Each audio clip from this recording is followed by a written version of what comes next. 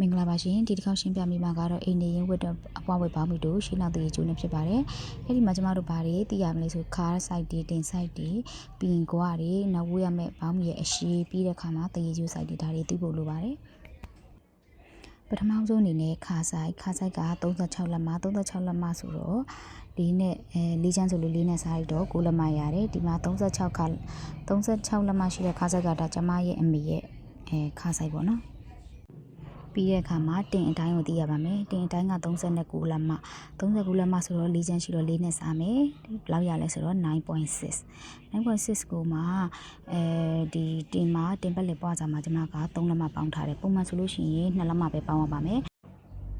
ဒီမှာကတော့လူကြီးမို့လို့ကျွန်မက3လက်မပေါင်းပေးထားတယ်အဲ့ဒီတော့အတိုင်းကဒီတင်ဆိုင်အတိုင်းက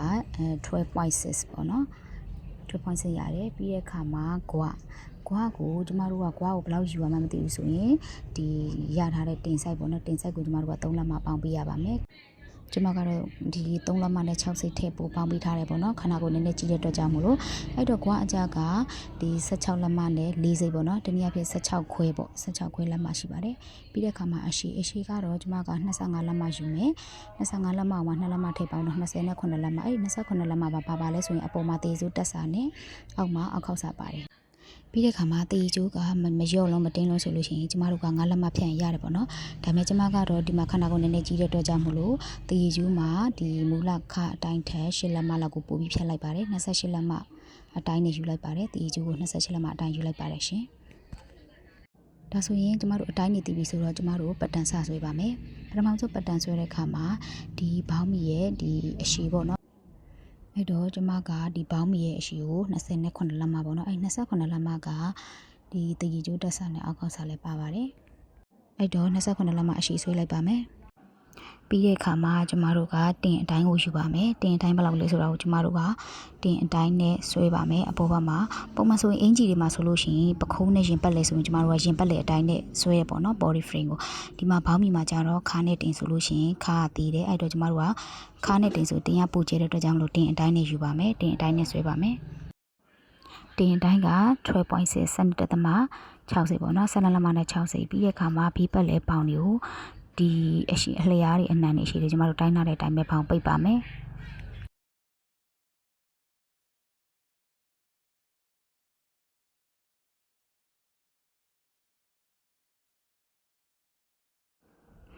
ပေါင်ခတ်ပြီးပြီဆိုလို့ရှိရင်ကျမတို့ကဒီဂွားအကြကိုဆွဲပါမယ်ဂွားအကြဘယ်လောက်လဲဆိုရင်ဒီမှာ16ခွဲပေါ့နော်16.4ဆိုအဲ့ဒီ4စိတ်ဆိုတာကတစ်လက်မမှာလက်မဝက်ပေါ့နော်4စိတ်ဆိုတာလက်မဝက်တလက်မမှာ8စိတ်ပဲရှိတာဆိုတော့4စိတ်ဆိုတာလက်မဝက်ပေါ့နော်အဲ့ဒါဒီမှာ16ခွဲအတိုင်းနဲ့ယူလိုက်ပါမယ်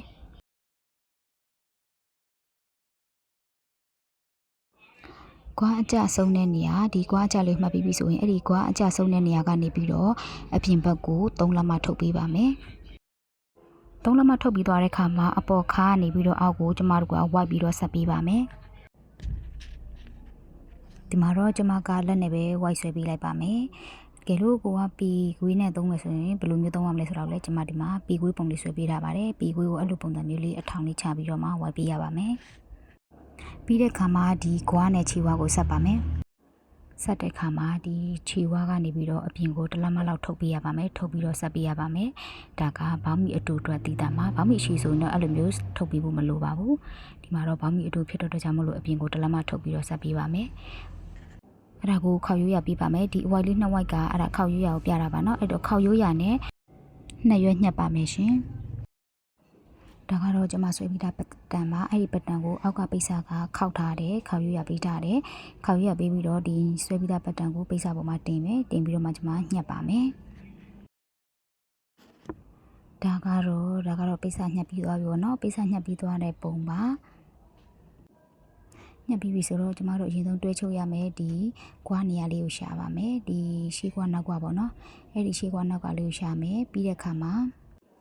ပင်အလေးနဲ့တွဲထားပေးပါမယ်တကယ်လို့ကိုယ့်ရဲ့ပိတ်စာလေးကအသားကထူထူတောင်းတောင်းလေးဆိုရင်တော့ဒီတိုင်းလေးပဲကင်ချုပ်လို့ရပါတယ်ဒီမှာကျမရဲ့ပိတ်စာကတော့နည်းနည်းလေးပျော့နေတဲ့အတွက်ဒီရှေးနောက်လေးနည်းနည်းယုံနေတဲ့အတွက်ကြောင့်မို့ကျမပင်အလေးထိုးထားပါတယ်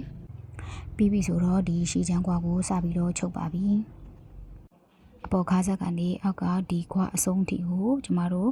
ဒါရှေ့ကွာနောက်ကွာကိုအဲ့လိုပုံစံမျိုးတိုင်းချုပ်ပါမယ်အောက်ကခြေဝါးတွေကိုတော့ခြေချောင်းတွေပေါင်နေရှိတဲ့နေရာကိုတော့ကျမတို့မချုပ်သေးပါဘူးဒီခွားနေရာတွေပဲအရင်ချုပ်ပါမယ်ပြီးသွားပြီဆိုလို့ရှိရင်တော့အဲ့ဒီချုပ်ထားတဲ့ချုပ်ရိုးချောင်းလေးကိုကြိုက်တဲ့နေရာကိုပဲဖြစ်ဖြစ်ကျမဘယ်ပဲဖြစ်ဖြစ်ညာပဲဖြစ်ဖြစ်လှည့်ချလိုက်မယ်လှည့်ပြီးတော့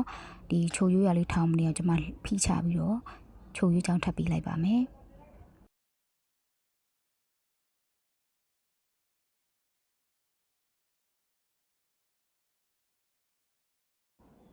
ပြီးသွားပြီဆိုလို့ရှိရင်ဒီပေါင်တဲ့ခြေဝါးနေရာကို